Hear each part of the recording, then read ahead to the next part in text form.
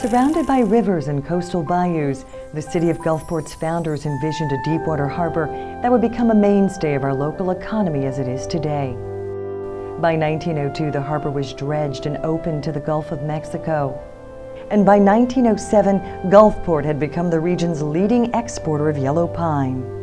More than a century later, the Mississippi State Port Authority at Gulfport began an expansion that would allow the port to attract new tenants, grow in size and capacity, create jobs and other economic benefits.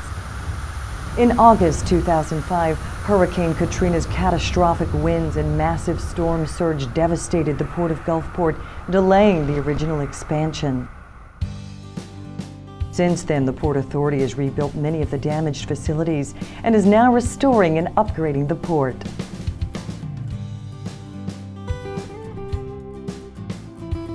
A $570 million community development block grant from the U.S. Department of Housing and Urban Development has attracted more than $150 million in private investment, creating a multifaceted project that will allow dynamic new economic opportunities for the port, for businesses, and for the community.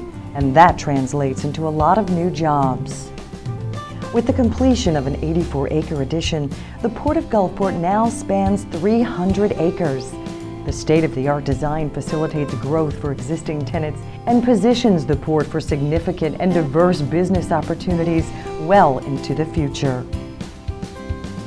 The comprehensive program includes the construction of wharfs, terminals, container storage, and intermodal container transfer facilities, and enables the acquisition of 3 new ship-to-shore gantry cranes.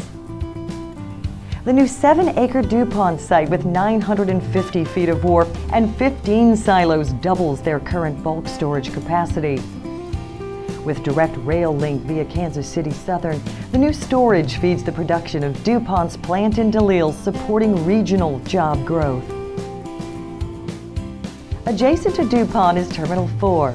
This site is 50 acres with 1,140 feet of wharf and can be customized to suit the needs of any cargo operation.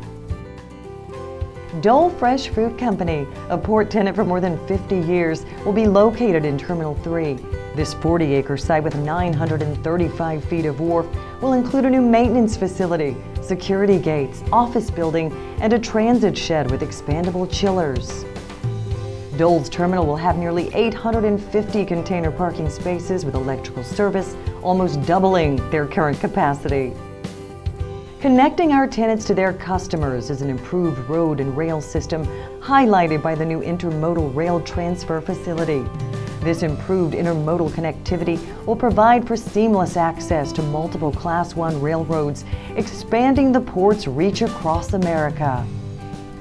New ship-to-shore cranes will join our existing fleet of mobile harbor cranes to increase efficiency for moving all kinds of cargo.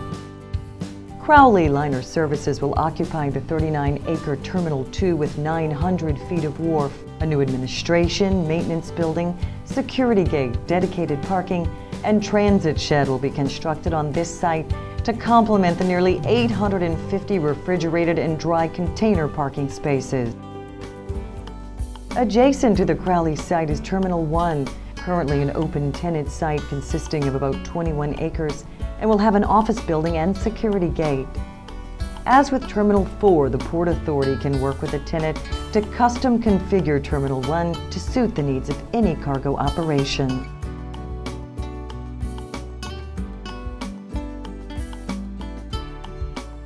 A signature feature at the port will be the new water tower, which will have a nautical lighthouse design. The new lighthouse will have a working lantern room, providing a beacon to the small craft harbor and shine a light on the recent completion of the $58 million Island View Hotel project.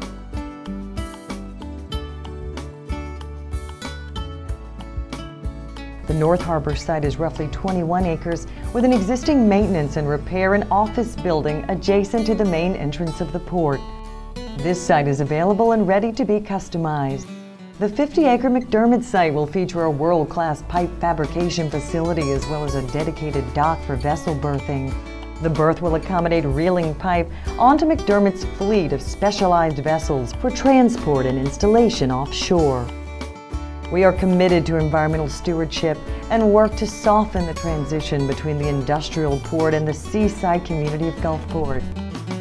This is supported by our recent designation for environmental compliance under the Green Marine Certification Program.